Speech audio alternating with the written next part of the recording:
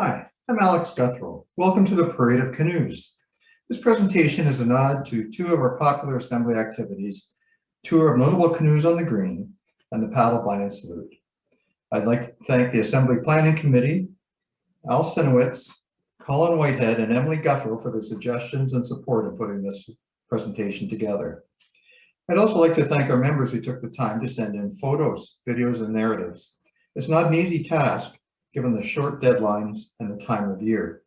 Many of you braved less than ideal conditions to be on the water, create your content, and fit it into the tight time slots. All of the submissions are interesting. Many were humorous and many were sentimental, and it's obvious people have a special connection to their canoes. Some stories have appeared in the Wooden Canoe Journal, and others should be published, so please consider sharing your stories. It's been a pleasure to chat with many new members, and hopefully we'll meet next year in person. And now for the show.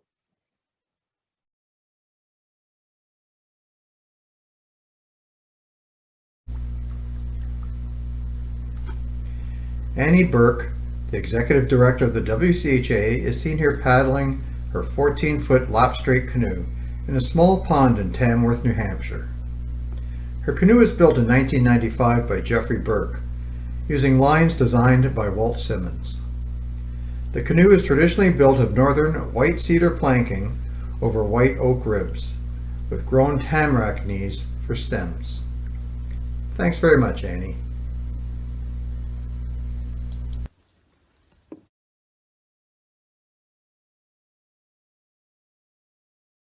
My name is Murat Vardar from Ontario, Canada. I'm an active member in the Northern Lakes chapter. My canoe is the 14-foot Cherish model, built in 2008 at one of Pam Wedd's fantastic building courses. It's been customized with some decorative pyrography artwork on the cherry decks, seat, and carrying yoke, which was completed while waiting for the filler to cure. I've gotten to enjoy it extensively to view some local wildlife and find some peaceful solitude. My two sons have grown up experiencing the enjoyment of paddling in this canoe. My hope is that they'll pass it on as an heirloom to their kids one day.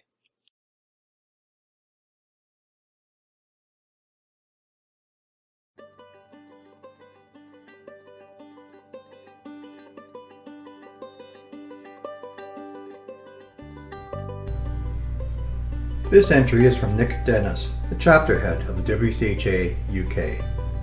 Nick wrote, I was given the canoe last summer and spent September to February removing fiberglass and getting her back in the water. She is called Lily after the granddaughter of the chap who gave me the canoe. The canoe is based here in Norfolk, UK.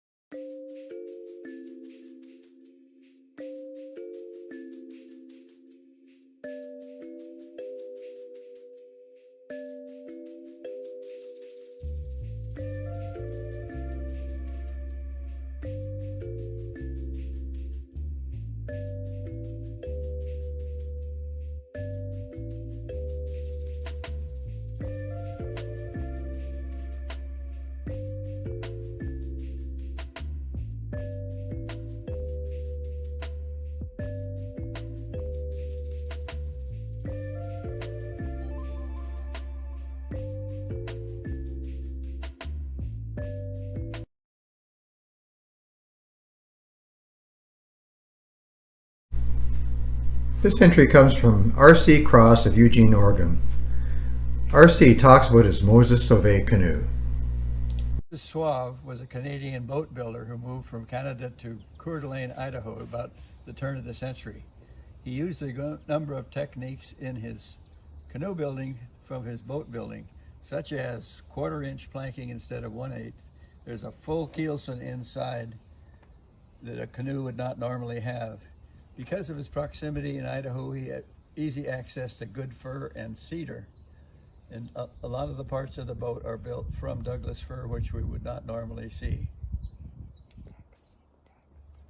I upgraded a bit and put on mahogany decks, which were originally Douglas fir.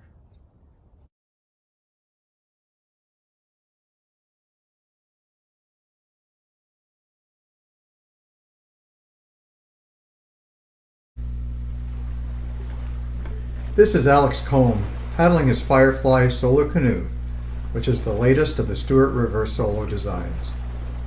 Built in 2019, it is 13 feet long and 28 inches wide, has a nice arched hull with ample rocker. The design was inspired by Tom Mackenzie's Nakoma design, which Alex loves. The challenge was to make something like it without stealing the design. I call it a success. It's not the same, and I like it.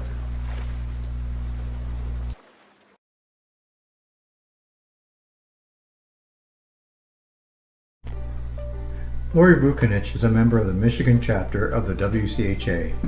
In 2017, Lori and her husband Seth built their second canoe at Pam Witt's Bearwood Canoe Company.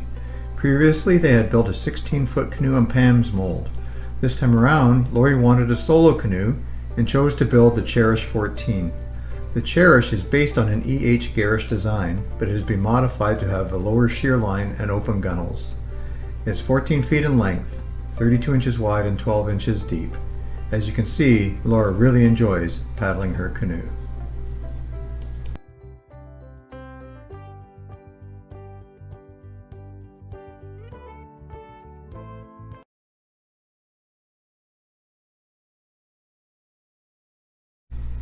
Ted Michel from the Lake Champlain chapter said this about his 15-foot 8-inch Durrant canoe.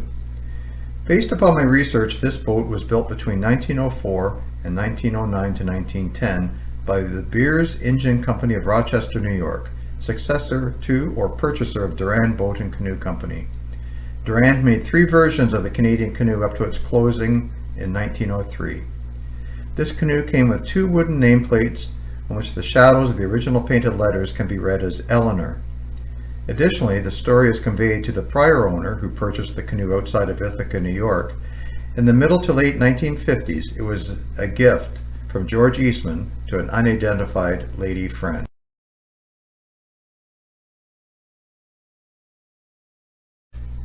This entry comes to us from Ralph Nimps of the Lake Champlain chapter. A few years ago, Ralph was contacted by a video production company to borrow one of his canoes for use in an upcoming IMAX film. They wanted to video Ralph's canoe from a helicopter at a location in Vermont. Ralph and his friend Ed Congdon took a Whitney canoe that was built in Milo, Maine in the 1890s and met the team on location. To help the photographer who was not comfortable paddling a canoe, Ralph brought a double-bladed William English paddle and a canoe seat. The shoot only lasted a few minutes. A helicopter with a high-tech camera flew low over the water for their shots, and when finished, the crew hopped into the helicopter and flew away.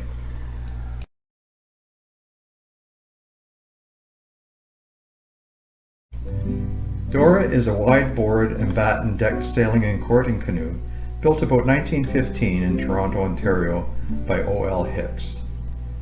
It's currently owned by David Darwin of the Northern Lakes chapter and resides in Ottawa.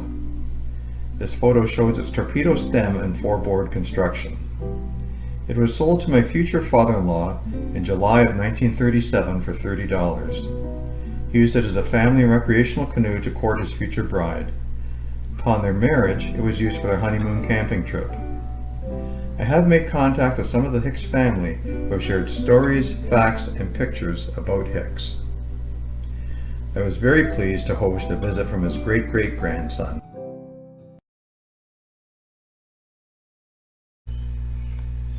This entry comes to us from Matt Mahoney. I have restored a number of wood canvas canoes and wanted to build one from scratch. I have had the form for the Traveler for a number of years, but never found the time to start the canoe in earnest. Retirement in 2019 and COVID in 20 provided the incentive and window I needed. The form has since been donated to the Chesapeake Bay Maritime Museum in St. Michael's, Maryland for use in their boat building programs. The boat is ribbed in flat sawn northern white cedar and planked in quarter sawn northern white cedar. In whales are Sitka spruce. The outwhales, decks, and thwarts are black cherry. My brother milled the cherry for me in upstate New York. The materials for the outwheels was clear and 20 feet long. Beautiful stuff. This next series of entrants was produced and narrated by the Three Rivers chapter of the Wooden Canoe Heritage Association.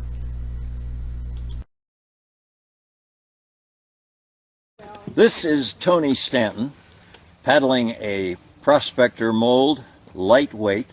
Mike Snyder was the builder. He is located in Iowa. Tony typically paddles with his wife Ann, who is not present today. Whoever you tell.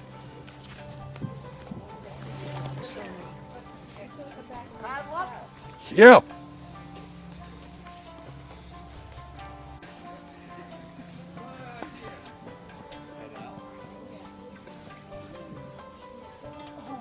Go ahead.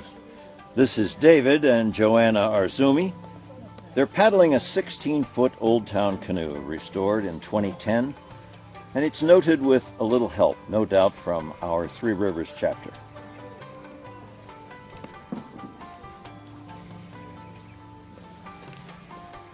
Fred and Lee.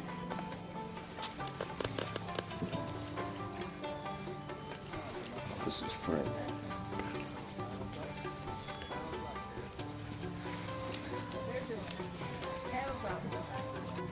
This is Fred and Lita Canoes, members of the Three Rivers chapter. They're paddling a Peterborough Champlain, restored lovingly by Fred Canoes.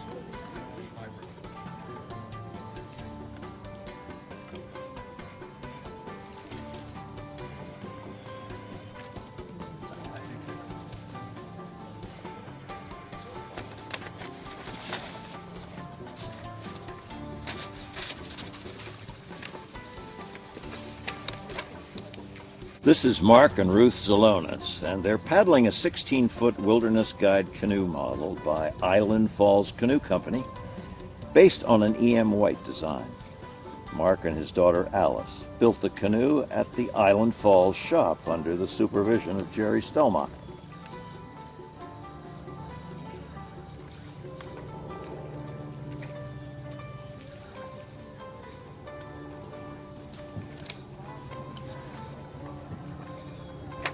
Millie Sass and Chris Casey are paddling Millie's 1911 Peterborough 604 that was rescued in the 1936 flood in Pittsburgh, Pennsylvania. This beautiful canoe was restored by Fred Canoes in 2011.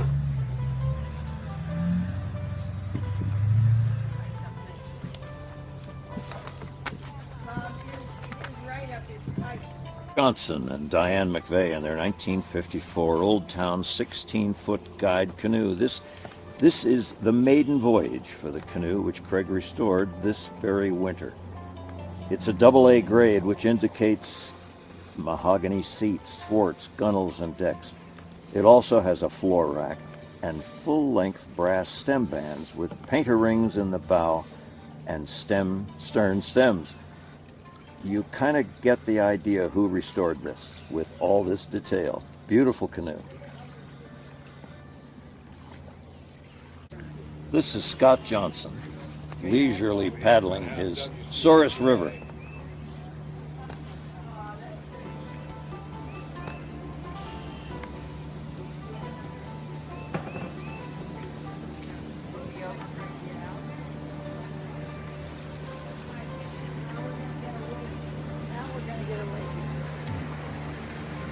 This is Andy and Jackie Hutchera paddling a 16-foot Chestnut Pal built by Andy in 2004 from plans drawn by Alex Combe.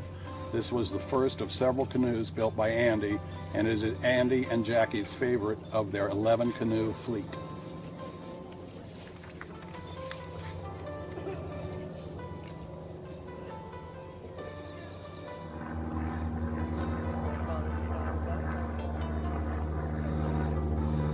This is Bob and Martha Ball in a 1914 Old Town Ideal model purchased in 1914 by founding member of the Sylvan Canoe Club in Pittsburgh.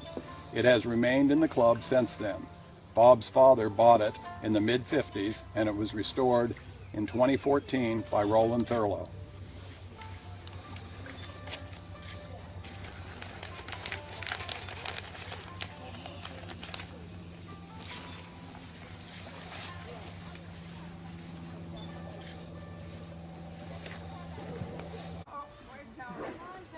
Relax. He's coming. Come on, Tony. I'm here.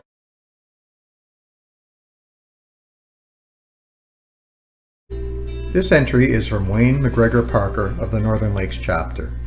In 1997, my wife and I commissioned our friend Will Roosh to build this beautiful 16-foot canoe for our 25th wedding anniversary, and we've named it Slipaway. Canoeing has been a big part of our life together. At the time of our commissioning, we were deep into corporate and family stress, and Slipaway was our go-to for peaceful and restorative outings and uninterrupted conversation. Today, we live on a remote lake at the edge of Algonquin Park, and Slip takes us out onto the cool northern waters. We are grateful to Will for his incredible craftsmanship in building the canoe. It is beyond a joy to paddle.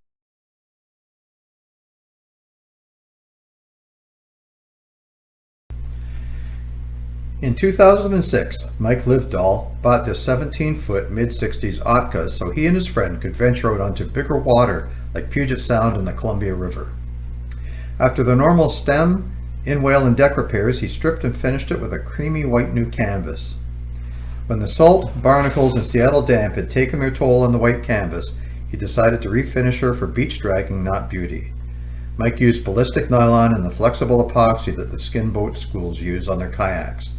It is now the ugliest canoe that anyone paddles in the Northwest chapter, but after 11 years he's only had one small barnacle cut and endless cringe-free scrapes.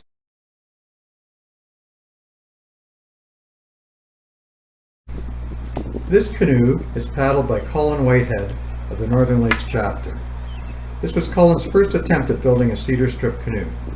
He used one of Ash's Stillwater designs. It looked modern and ticked all the boxes for him. The build was not easy due to tumble home and tight recurve to the shear line. Work started in February 2020 and finished in May 2020. The canoe is set up in tripping mode with extra buoyancy to help with self-rescue when alone. At 15 feet in length and 36 pounds in weight, with its asymmetric design, this build has become the most used canoe in Colin's small fleet.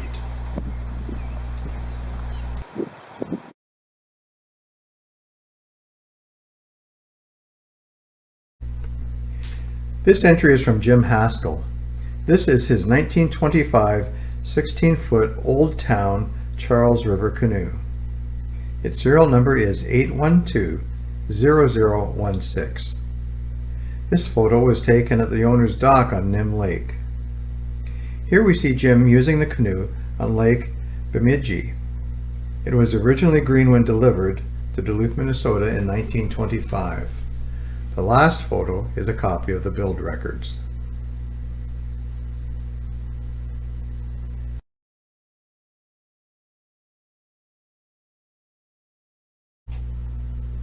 Sam Browning from Norwich, United Kingdom, says this: "This is my Rushton Navajo, the budget version of the Indian Girl. Its Thames license plate suggests it has been in the UK since at least 1920. I first thought while visiting another boat to see about doing some repairs. I didn't know what it was, but was very impressed by its lines. With the help of the WCHA, I identified what it was, and within a couple of weeks I had traced the owner and brought it to its new home. It needed a new canvas, stripping, and a rib replacement, as well as outer and top rail caps. It is a beautiful boat to paddle."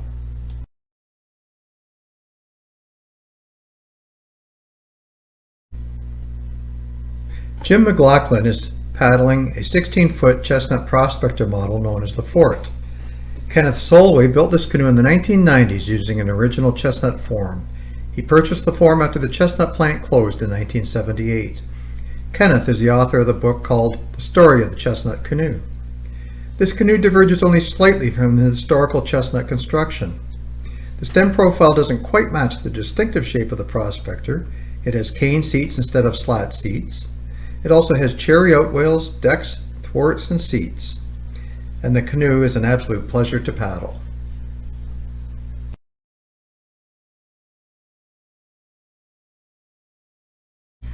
This canoe is being paddled by Graham McGee from London. It's an orange canoe and it's a Peterborough, or called a Peter Nut.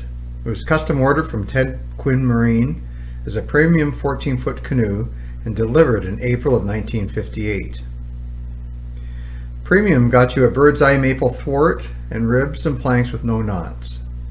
The original owner dated and then proposed to his wife in it, so it meant a lot to him and he took excellent care of it. Orange was a popular color in the 60s, so it was repainted from its original green. It made its way from Gravenhurst to London several years ago after a lunch and interview with the owner and passing the test for being its next caretaker.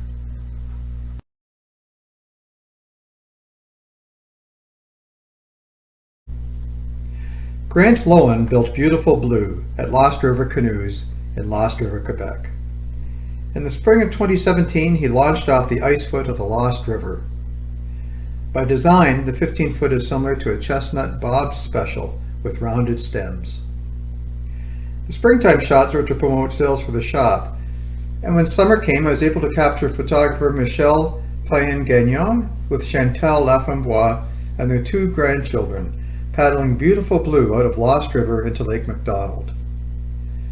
My dog E.G. photobombed one of the shots, or they photobombed my shot of E.G. I forget which one.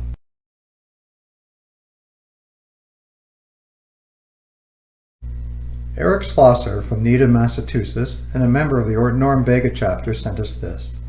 I built a skin-on-frame canoe, the Arrow 14, designed by Platt Montfort.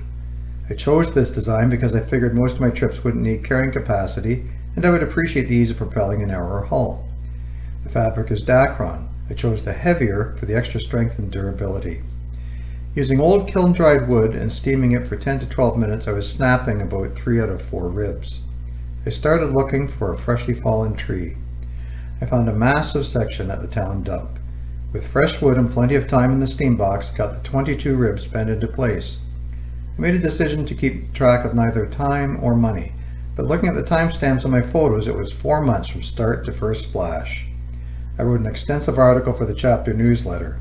For more information, my email address is at the end of this presentation.